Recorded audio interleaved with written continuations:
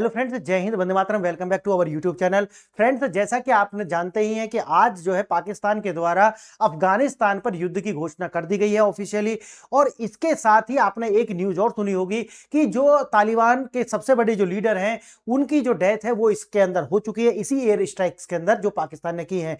यानी कि सबसे बड़े जो नेता हैं तालिबान के, उनकी मौत होना और ये जो एयर स्ट्राइक्स है इनका होना दो तीन सवाल खड़े कर देता है। पहली बात तो जो है ये है कि वास्तव में रमजान का महीना चल रहा है तो क्या पाकिस्तान एक इस्लामिक मुल्क है या नहीं है। मैं तो हमेशा कहता रहा हूं ये मुनाफिक लोग हैं, ये मुसलमान भी नहीं है, ये हिंदू भी नहीं है, ये कुछ भी नहीं है। अगर आप मानते हैं कि जो मुसलमानों के लिए ये मंथ जो होता है वो पवित्र होता है और आप मुसलमानों के पर ही बम और गोले बरसा रहे हैं, बिल्कुल भी शर्म नहीं है पाकिस्तान को।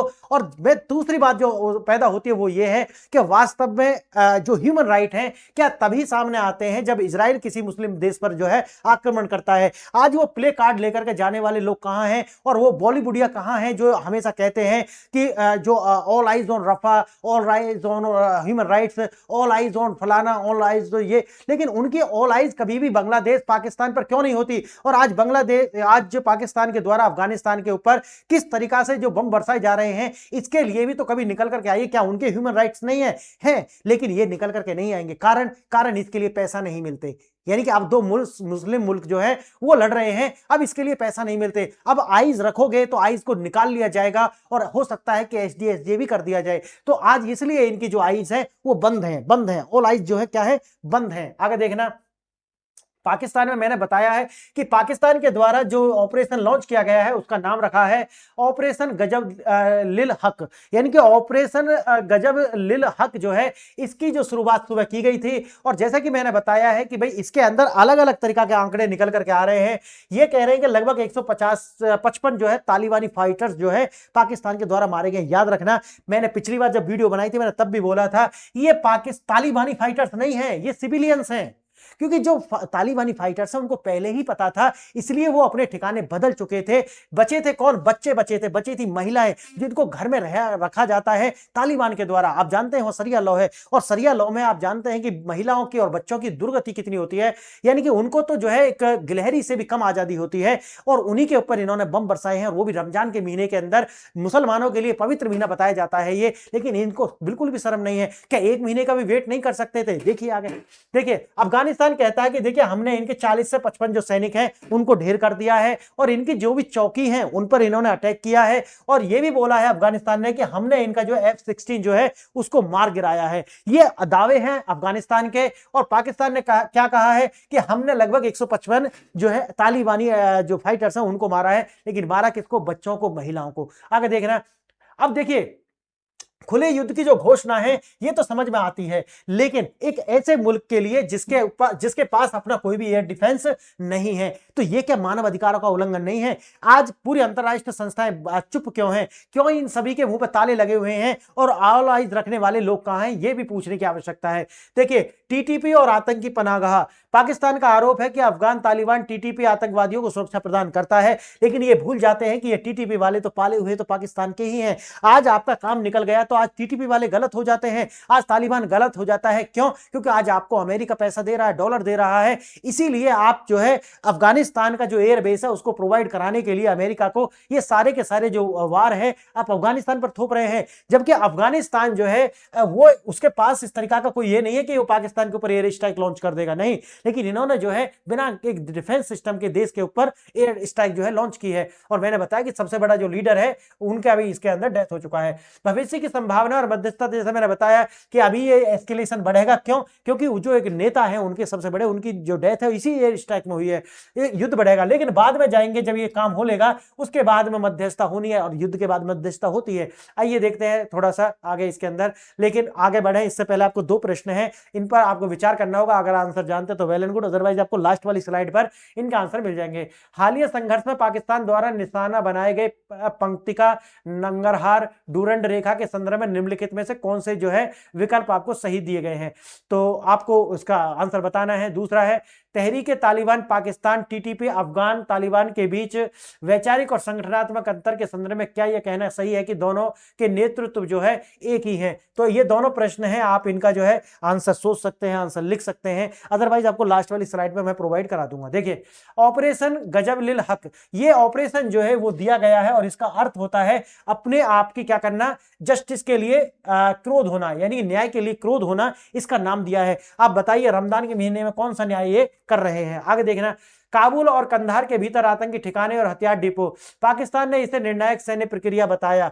कार्रवाई के लिए उन्होंने वायुसेना के द्वारा क्या किया, उनके ऊपर एयर स्ट्राइक करना शुरू कर दिया, यानी कि खुद ही ने घोषित किया, खुद ही ने मान लिया और खुद ही ने एयर स्ट्राइक भी लॉन्च कर दी। आप देखिए इसको आगे, तनाव का घटनाक्रम क्या है, जैसा कि मैंने पहले भी इसके ऊपर तीसरी वीडियो है ये मेरी, मैंने बताया था कि देखिए पाकिस्तान जो है उनके द्वारा जो पंक्तिका, नंगरहार और ड्यूरंट रेखा के आसपास लगभग 3 ठिकानों पर जो है गोलाबारी हुई थी और उसमें बताया गया था कि 40 से ज्यादा जो है पाकिस्तानी सैनिक और चौकियां जो है इन्होंने तबाह की थी। इसके एवज में फिर पाकिस्तान के द्वारा एयर स्ट्राइक की गई थी, जिसके अंदर मैंने बताया था कि लगभग 40 से 50 जो सिविलियन है वो कैजुअलिटी दिखाई पड़ी थी। और उसके बाद में अब फिर पाकिस्तान ने आज सुबह ही जो है एयर स्ट्राइक लॉन्च की है, जिसके अंदर बताया जाता है कि लगभग 150 से ज्यादा कैजुअलिटी आपको देखने के लिए मिलेंगी। पाकिस्तान द्वारा तोपखाने यानी कि फाइटर जेट यानी कि सभी तरीका से जो है इसका हमला किया गया है अफगानिस्तान के ऊपर, जो कि गलत है। देखिए दावे और प्रतिवादे, जैसे मैंने बताया कि इन्होंने बताया कि हमने तो 155 से इतना आतंकी मारे हैं, लेकिन असलियत क्या है, ये आम नागरिक है। अफगानिस्तान कह रहा है कि ये आम नागरिक है, आम नागरिकों के ऊपर ही इन्होंने हमले किए हैं। गलत खबर, जैसे बताया कि सोशल मीडिया पर पाकिस्तान F-16 विमान को गिराने के दावे हैं, पाकिस्तान कह रहा है कि ये तो गलत है, लेकिन अफगानिस्तान दावा कर रहा है कि हमने गिराया है। विवाद की असली जड़ TTP तहरीक तालिबान पाकिस्तान, और जैसा कि मैंने बताया कि ये जो है तालिबान ये चाहता है कि पाकिस्तान के अंदर भी उसी तरीका का जो पॉलिटिकल सिस्टम है, यानी कि शरिया लॉ लाया जाए पाकिस्तान के अंदर। तो ये एक तरीका से इस्लामिक वैल्यू को बढ़ा रहे हैं, तो इनका जो है साथ देना चाहिए पाकिस्तान को, लेकिन पाकिस्तान तो विरोध कर रहा है। इसका मतलब है कि इस्लामिक मुल्क नहीं है, ये मुनाफिक है। आगे देखना, TTP अफगान धरती का उपयोग करके खैबर पख्तूनख्वा में हमले करता है। 2021 में तालिबान की वापसी के बाद पाकिस्तान को जो है उम्मीद थी, उम्मीद क्या थी भाई, आप सांप पालोगे तो सांप क्या करेगा, डसेगा, तो सांप तो डसेगा, तो पाकिस्तान के पाले हुए लोग हैं तो ये कोई गलत नहीं कर रहे हैं। आगे देखना, अफगानिस्तान का पक्ष, हमेशा कोई संबंध नहीं, यानी कि अफगानिस्तान तालिबान का कहना है कि TTP से उनका कोई संबंध नहीं है, लेकिन पाकिस्तान का आरोप है कि नहीं, ये जो है इन्हीं के द्वारा पाले गए हैं। भौगोलिक तरह के सीमावर्ती पहाड़ी इलाके में जो दुर्गम है, TTP हमला करके वापस वहां जाकर छिप जाता है, जिससे आप नियंत्रित करना कठिन है। और पाकिस्तान क्या करता है, जाकर के अफगानिस्तान के सिविलियन पर मिसाइल गिरा देता है। तो आप सोचिए सडन रणनीति, यानी कि जैसा बताया कि पाकिस्तान का F-16 फाइटर जेट्स और ड्रोन सर्वाइलेंस, सैटेलाइट ट्रैकिंग और हैवी आर्टिलरी तोपखाने, और लक्ष्य क्या है, ट्रेनिंग कैंप्स और हथियार उड़ाना। ये कुछ नहीं उड़ाते, ये आम नागरिकों को ही उड़ा देते हैं। अफगानिस्तान क्या है, एसिमेट्रिक, जैसे मैंने बताया कि उनके पास में क्या है, सिर्फ सीमा पर सेना लामबंद है, पाकिस्तान की चौकियां जो है उनको उड़ा रहे हैं। और एक तरीका से इसलिए क्योंकि इनके पास जिस तरीका के हथियार है उस तरीका के अफगानिस्तान के पास नहीं है, तो ये एसिमेट्री तो है दोनों के बीच में।